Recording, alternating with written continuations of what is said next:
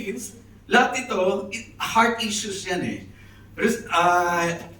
Pagiging reklamador din, it's a heart issue.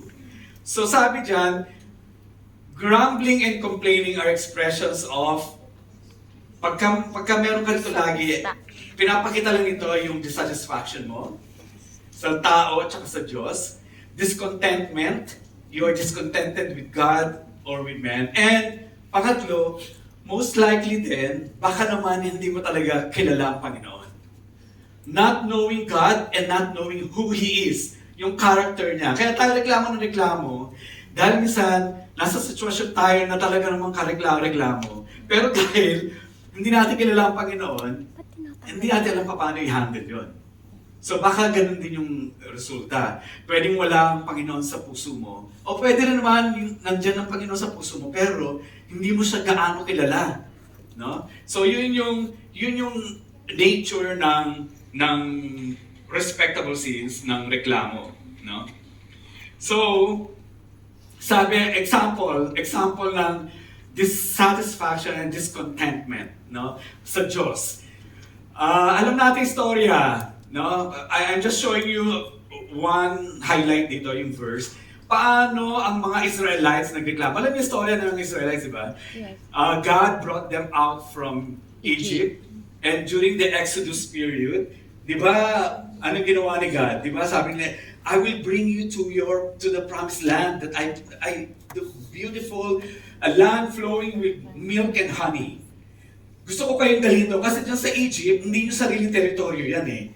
Nakikitira lang kayo dyan eh. A second class citizen kayo dyan. But because I chose you, to mga Israelites, I will bring you to the promised land that is flowing with milk and honey. Di ba? Sino ginamit ng Panginoon? Si Moses, di ba? So, God used Moses, and then, on the way out from Egypt, dadali na sila sa promised land. Kaso nga lang, dahil sila reklamo ng reklamos, sa totoo lang, minsan pag binasa mo yung Bible, makikita mo, ano ba ito? Titigas ang ulo itong mga Israelites. Pero sa totoo lang, pag tinignan mo yung sarili mo, ay, ako rin pala, tigas ang ulo ko. No? Pero ito yung example, sabi dito sa Numbers 11. Okay? Now the people Israelites, began complaining openly before the Lord about hardship. Talking about hardship.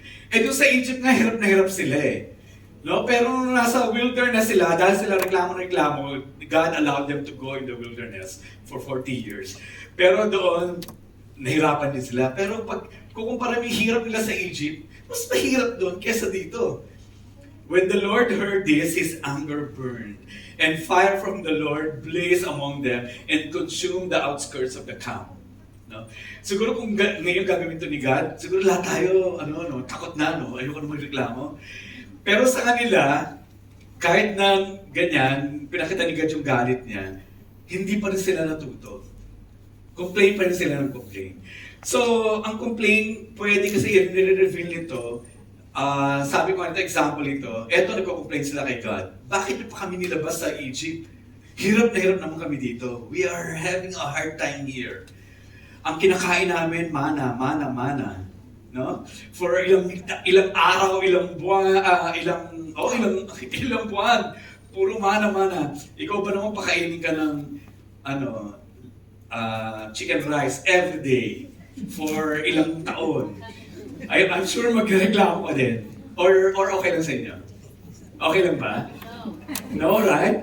Okay lang na sabi ni brother.